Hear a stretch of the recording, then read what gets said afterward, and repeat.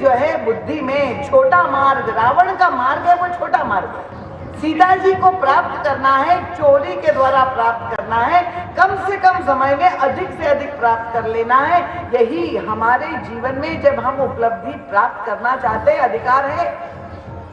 राम का मार्ग लंबा मार्ग है, यज्ञ मार्ग है, वो सद मार्ग है। रावण का मार्ग असद मार्ग है।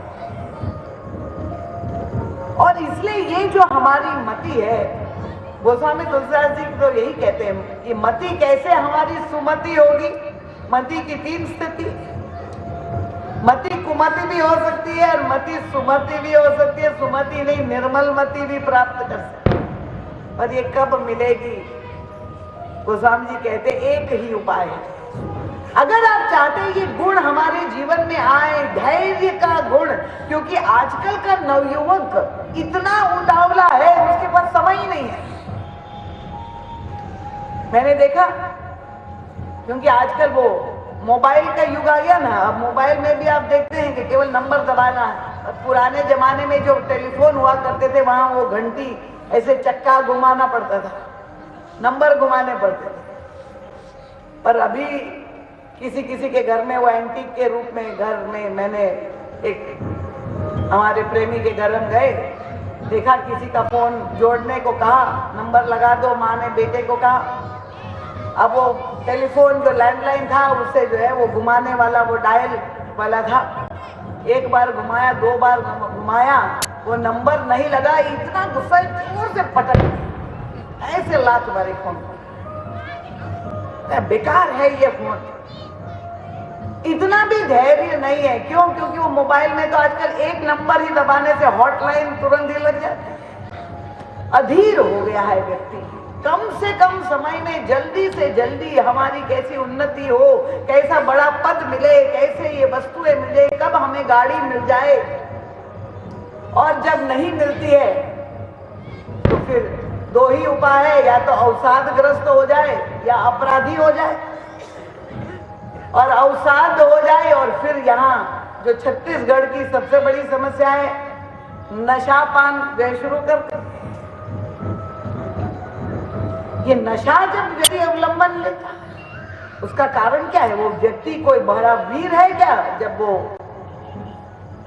उस दिव्य रस में डूब जाना चाहता है? ये ऐसा कमजोर व्यक्ति का लक्षण है, जो मानसिक दृष्टि से इतना दुर्बल है, तभी तो उसको नशे का आश्रय लेना पड़ता है।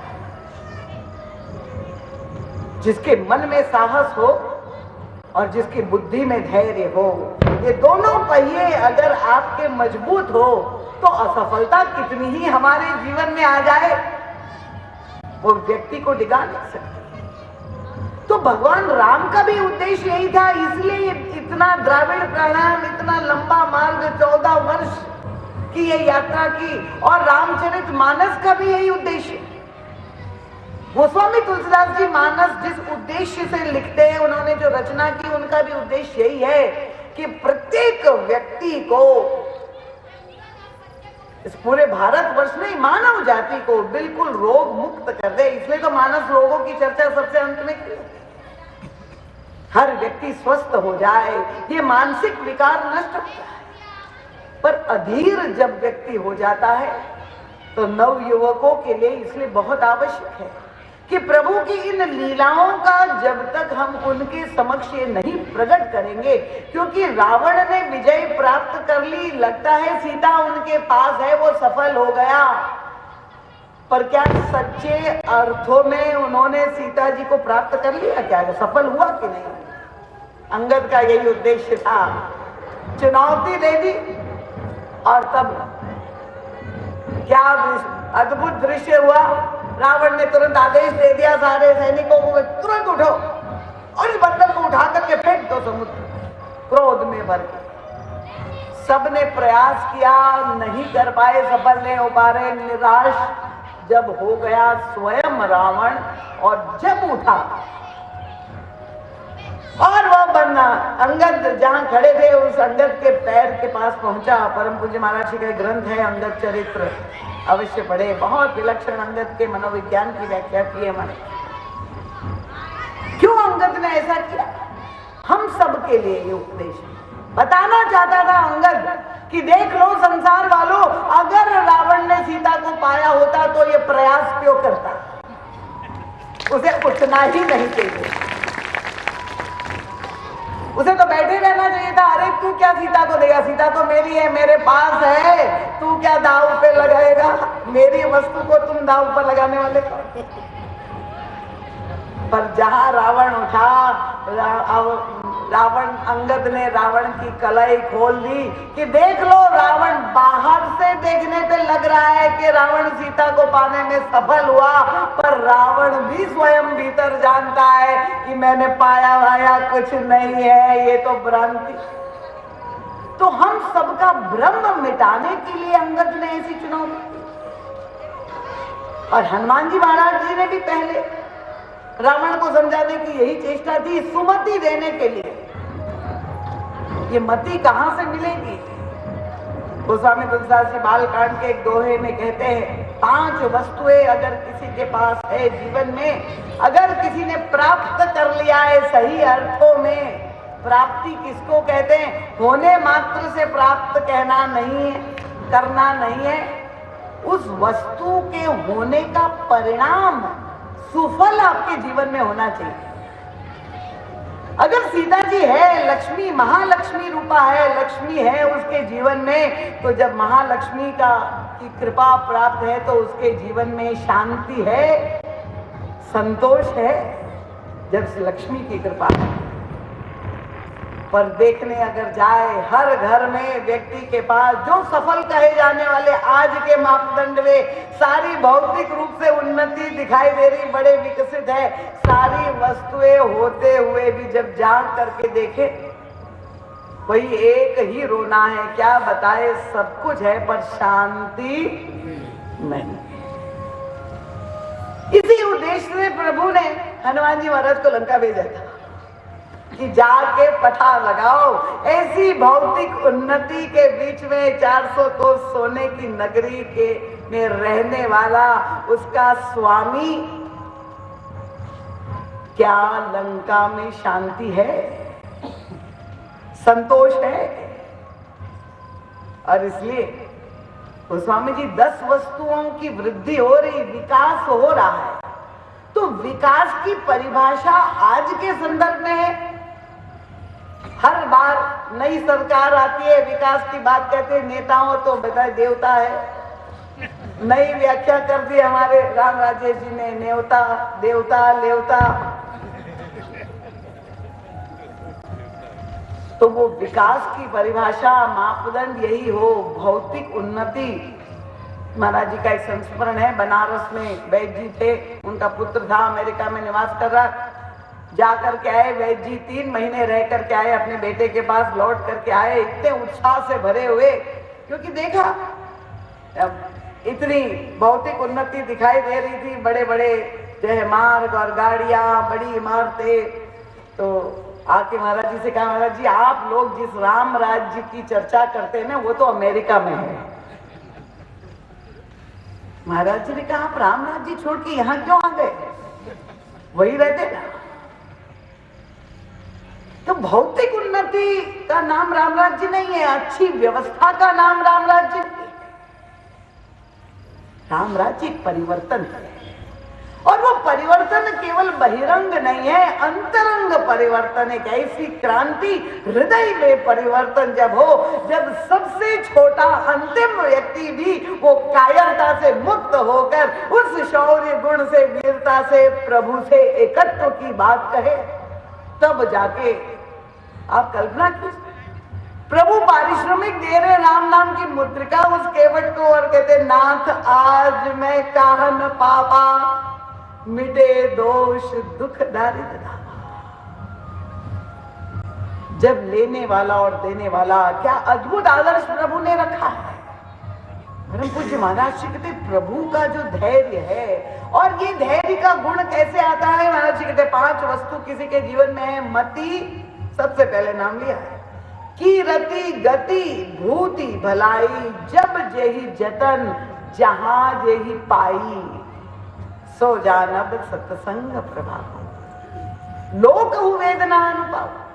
केवल संत की कृपा से, केवल सत्संग से ही ये मति मिल सकती है।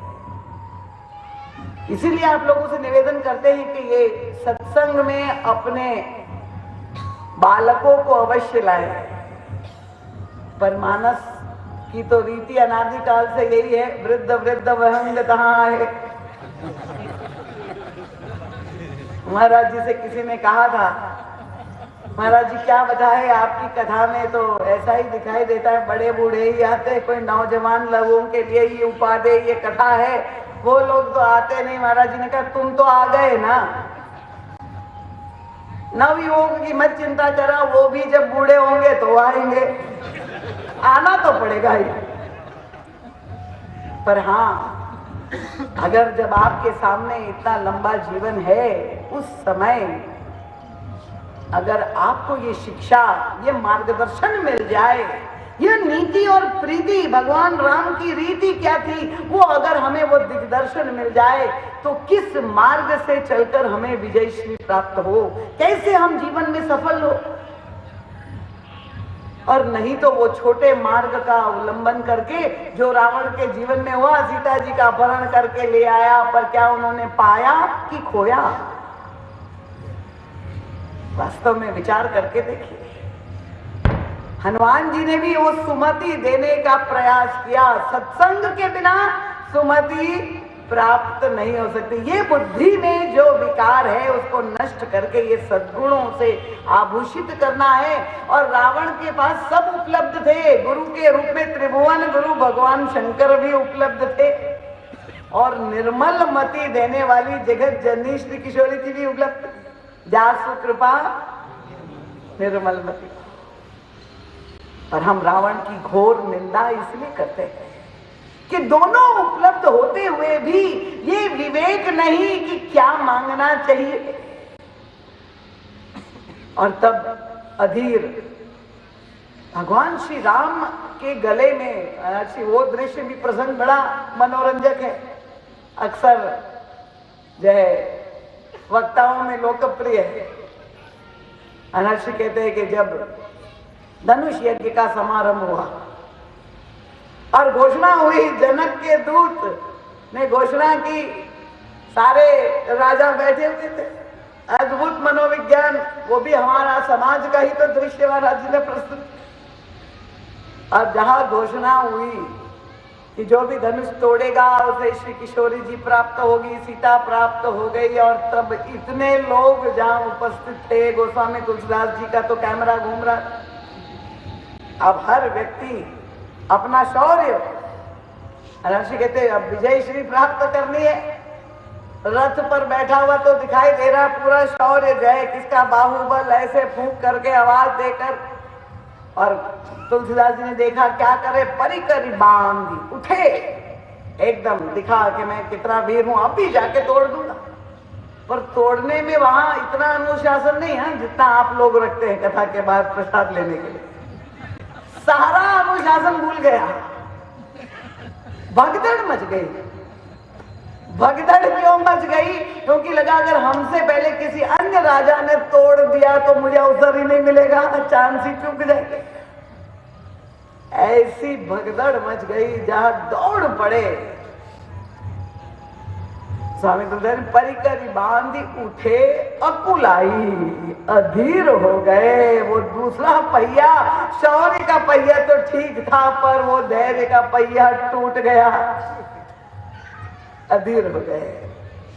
और तब सब लोग अपने इष्ट देवों का स्मरण कर रहे, याद कर रहे। देखिए पुण्यात्मा धर्मात्मा तो थे, देवताओं का स्मरण कर रहे, इतनी पूजा की, हे गणेश जी, हे हनुमान जी, हे ठाकुर देव, यहाँ के देव है सब लोग अपने अपने। मैंने इतनी पूजा की, इतना व्रत किया, इतना नियम पालन किया, भाई हमारी कामना पूर्ण, सीता जी को प्राप्त करना। और गए, ताकत लगाई, पर विजय क्यों नहीं मिली? क्योंकि रथ एक ही पहिए पे था, दूसरा रथ जो है पहिया वो तो ढीला हो गया, गिर पड़े। और तब लौट करके आए। तुलसीदास जी बड़े ध्यान से देख रहे, जाते समय तो प्रार्थना कर रहे थे, बड़े भक्त बन गए थे, अपने अपने इष्ट देव के देवता का स्मरण कर रहे थे, पर जब लौट रहे थे तो वही मानवीय स्वभाव ऐसी खरी खोटी सुना रहे थे अपने अपने देवताओं को, व्यर्थ गया। इतनी मैंने पूजा की, इतना मैंने चढ़ावा किया, सब कुछ किया, तुमने मदद नहीं की, बहुत उलाना। प्रसाद ने कहा चलो कम से कम इतना करना कि मुझसे तो भले नहीं तुड़वाया पर और किसी से न तुड़वाना। विजय मिले तो केवल मुझे मिले और किसी को ना मिले। अब आप देखिए ये मनोविज्ञान है। और तब क्या हुआ, जब श्री राम से धनुष टूट गया, प्रभु के द्वारा टूट गया, तब इतने क्रुद्ध हो गए, सब मिल करके युद्ध करने के लिए प्रस्तुत हो गए। पर विचित्र दृश्य क्या था, सब लोगों ने कहा बिल्कुल सारी भक्ति समाप्त हो गई, हो गया बस, अब आज के बाद पूजा पाठ बंद है। इतनी पूजा की और फिर भी हमारी कामना की पूर्ति नहीं की तो क्या मतलब है, निरर्थक है, देवता देवी नहीं पूजा करते। पर जहां परशुराम जी महाराज पधारे और जहां उन्होंने सभा में खड़े होकर कहा, कहू जड़ जनक धनुष कही दो ना सो रिपु मोरा, जहां ये कहा, ये सारे राजा जितने थे, तुलसीदास जी ने कैमरा घुमाया,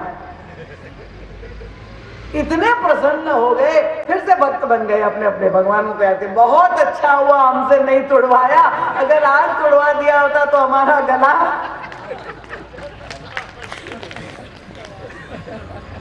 ऐसा सुविधा का धर्म का पालन।